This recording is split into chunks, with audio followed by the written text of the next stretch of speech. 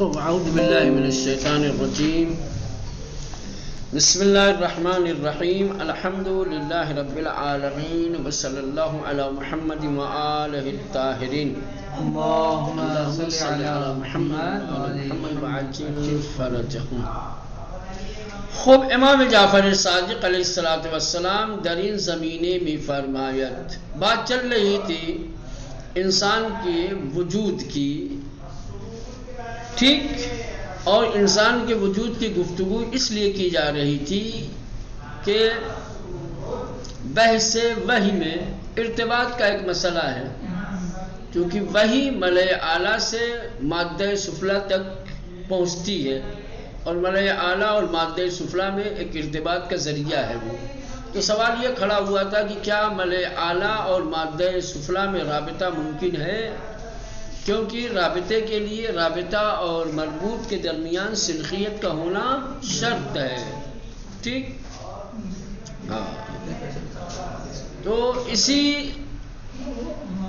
مسئلے کے پیش نظر بعض لوگوں نے یہ کہا تھا کہ چونکہ ملأ اعلیٰ اور مادہ سفلی میں کوئی سلخیت نہیں ہے لہذا ممکن نہیں ہے رابطہ، ٹھیک.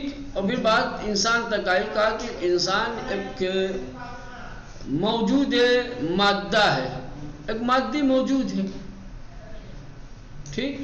انسان ایک مادی موجود ہے اور ایک مادی موجود کا ملأ اعلیٰ سے مرتبط ہونا ممکن نہیں ہے، ٹھیک. لیکن اس مسئلے کا جواب دیا گیا، کہا گیا کہ نہ، ایسا نہیں ہے کہ انسان صرف اور صرف ایک مادی مخلوق ہے، نہ، انسان دو بعدی ہے. انسان کے اندر دو چیزیں ہیں، انسان مرکب ہے جسم اور روح سے.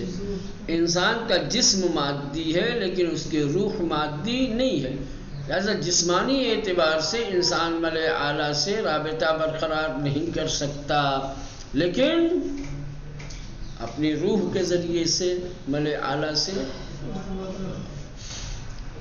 تو یہ چھٹے امام کی حدیث تک بات پہنچی کہ ان اللہ خلق خلقا وخلق روحا ثم امر ملکا فنفخ فیہ. ٹھیک، خدا نے ایک مخلوق بنائی پھر ایک روح بنائی. پہلی مخلوق سے مراد جسم بنایا، پھر اللہ نے روح پیدا کی، پھر فرشتے کو حکم دیا تاکہ روح کو اس جسم کے اندر داخل کرے. ایک جسم اور ایک روح، پہلے جسم کو خلق کیا، پہلے جسم کو بنایا، پھر روح کو خلق کیا، پھر فرشتے سے کہا کہ اب یہ روح اس جسم کے اندر.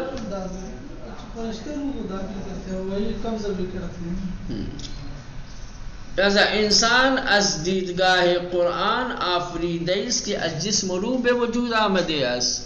کہنے قرآن کی نظر سے میں، قرآن کی نگاہ سے انسان ایک ایسی مخلوق ہے جسم اور روح سے بنا ہوا ہے. ابتدا کال بدھی آفریده شد، پہلے ایک ڈھانچہ بنایا گیا، بس روان جاوید دران دمیده شد، پھر اس کے بعد ایک روح جاویدان اس کے اندر ڈالی گئی. تو قرآن سے تو یہ بات ثابت ہے کہ انسان جسم اور روح سے مل کر کے بنا ہے. از دیدگاہ فلسفے کی نگاہ میں، فلسفے کی نظر میں بھی انسان یک موجود مادی محض نیست.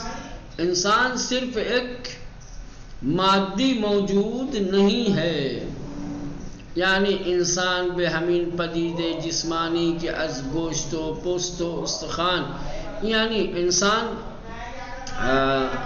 اسی جسمانی اعتبار سے کہ جو جسم گوشت سے، پوست سے، ہڈیوں سے، عضلات سے مل کر کے بنا ہے، منحصر نمی شود. انسان کا وجود صرف انہی میں منحصر نہیں ہے. ایسا نہیں ہے کہ انسان کا وجود صرف ہڈی گوشت چمڑی اسی سے بنا ہوا ہو ختم، بلکہ وجودی بالا تر دارد، بلکہ انسان کا وجود اس سے کہیں بالا اور برتر ہے کہ اورا در مرتبہ فراتر از جہان مادہ قرار می دہد، کہ انسان کو جو جہان مادہ سے بلندی پر اور اونچائی پر لے جاتا ہے، پہنچاتا ہے، و از چارچوب جسمانی محض خارج می کند، اور انسان کو اس کے جسمانی ڈھانچے سے کیا ہے خارج کرتا ہے، یعنی اشارہ یہ ادھر ہی روح کی طرف ہے۔ ایسا نہیں کہ انسان کا وجود صرف اس کے جسم سے وابستہ ہے، بس خالی انسان جسم ہی رکھتا ہے اور مادہ محض ہو، نہ، مادے کے ساتھ ساتھ انسان کے وجود کے اندر ایک ایسی چیز ہے کہ جو مادے سے بھی بالا اور برتر ہے، وہی روح کی طرف اشارہ ہے۔ بر اساس توضیحات فوق، کہہ رہے کہ ہم نے اوپر جو وضاحتیں کی ہیں اس کی بنیاد پر انسان در وجود خود دارائے دو جنبے است، انسان اپنے وجود میں دو پہلو رکھتا ہے، انسان کے وجود کے دو رخ ہیں، جنبہ جسمانی و روحانی، ایک پہلو جسمانی ہے، دوسرا روحانی۔ بس عجیب نیست کہ احیانا با عالم ماورائے مادہ ارتباط برقرار کنا، لہذا اس میں کوئی تعجب کی بات نہیں ہے کہ انسان ایک وقت جو ہے وہ عالم کی جو مادہ سے بالا تر ہے اس کے ساتھ انسان برقرار کر لے، تو اس میں کوئی تعجب اور حیرت کی بات نہیں ہے، زیرا چنین ارتباطی مربوط میں جنبہ روحی و باطنی ہے، کیونکہ اگر یہ رابطہ برقرار کر لیتا ہے تو یہ اس کا رابطہ اس کے روحانی پہلو کے اعتبار سے ہوگا، نہ کہ جسمانی۔ ہاں، اگر خالی جسم ہوتا ہے انسان تو ممکن نہیں تھا کہ یہ ماورائے طبیعت یا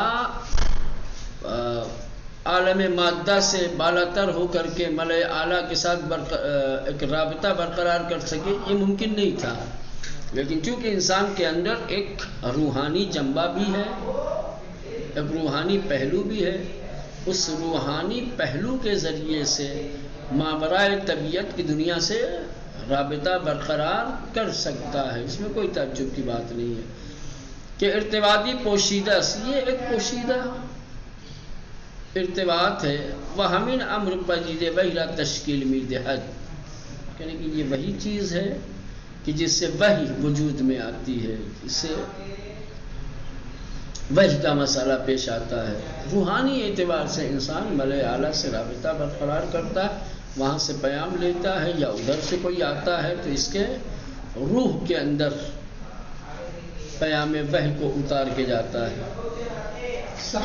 وحی ایک پدیدے روحانی ہے، وحی بھی ایک کیا ہے؟ روحانی چیز ہے، و در افرادی یافت می شود کے، اور ان لوگوں میں یہ چیز پائی جاتی ہے کہ دارائے خصائص روحی والا ہستن، کہ جن کے اندر بلند روح کی خصوصیت پائی جاتی ہے، سمجھ رہے ہیں؟ وہی روحانی چیز ہے، اگر جہاں روحانیت ہوگی وہاں وحی کا امکان ہے۔ ان خصائص در وجود انہا صلاحیت ارتباط با عالم بالا رب وجود می آورد، یعنی کہ یہ جو ایک بلند روح کی جو خصوصیت ہے، یہ خصوصیت ان کے اندر عالم بالا کے ساتھ رابطے کی صلاحیت پیدا کر دیتا ہے۔ روح اگر آپ کی پاکیزہ ہو گئی، روح میں اگر آپ کی فضیلت پیدا ہو گئی، روح آپ کی اگر بالا تر ہو گئی تو روح کی خصوصیت آپ کے اندر عالم بالا کے ساتھ رابطے کی خصوصیت پیدا کر دے گا، آپ جب چاہے اپنے آپ کو ملائے اعلیٰ سے جوڑ سکتے ہیں۔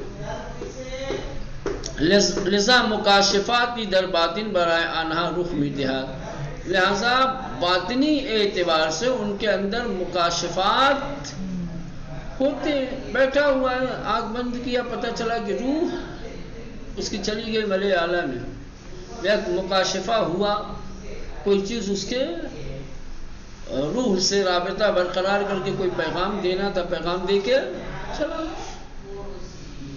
یا مطالبی بے آنان الہام میں شود، یا ان لوگوں کے اوپر الہام کے ذریعے سے کچھ مطالب پہنچتے ہیں کہ از خارج وجود شان نشأت گرفت است، کہ جو ان کے وجود کے خارج سے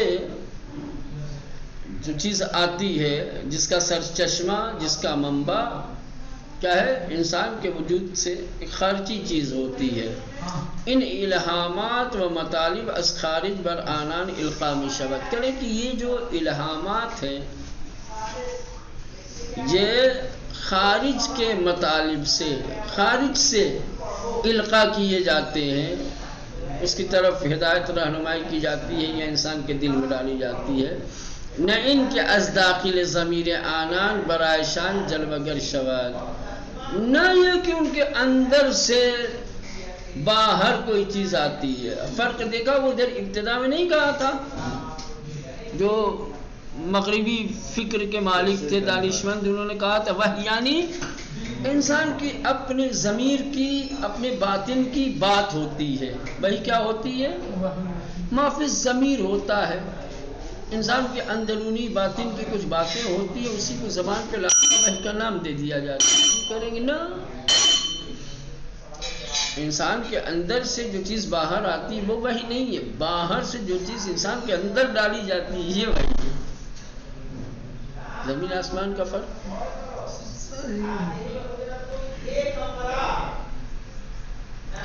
چنان کے منکران نے وہی تصور کر دیں، جیسا کہ وحی کے منکروں نے تصور کیا ہے.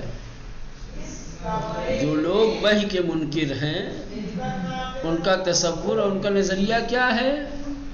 ان کا تصور اور ان کا نظریہ یہ ہے کہ وحی کا مطلب یہ نہیں ہے کہ عالم بالا سے کوئی پیغام لے کر کے آئے اور پھر ان کے دل کے اندر ڈالے یا ان کو القاء کرے، کسی طریقے سے ان کو سمجھا دے. نہ، وہی ایک باطنی چیز ہے. انسان کے مافی ضمیر میں جو چیز ہے، انسان کے اندر اور باطن میں جو چیز ہے، وہی اگر باہر آ جائے تو اسی کو وہی کہا جاتا ہے. اگلا ایسا نہیں. یہ وحی کا انکار کرنے کے لیے وحی کی اس طریقے سے توجیہ کی، ان کو کہا جاتا ہے منکرین وحی یا منکران وحی. وحی کا جو لوگ انکار کرتے ہیں وہ وحی کا معنی یہی کرتے ہیں کہ وحی بے معنی ہے ما فی الضمیر، اندر کی بات کا باہر. نا، وحی یہ نہیں ہے کہ انسان کے اندر کی بات باہر آ جائے. وحی کا مطلب یہ ہے کہ عالم بالا سے مکاشفات کے ذریعے سے یا کسی اور طریقے سے انسان کے وجود کے خارج سے کوئی پیغام اس کے اندر ڈال دیا جائے. سمجھ رہے ہیں؟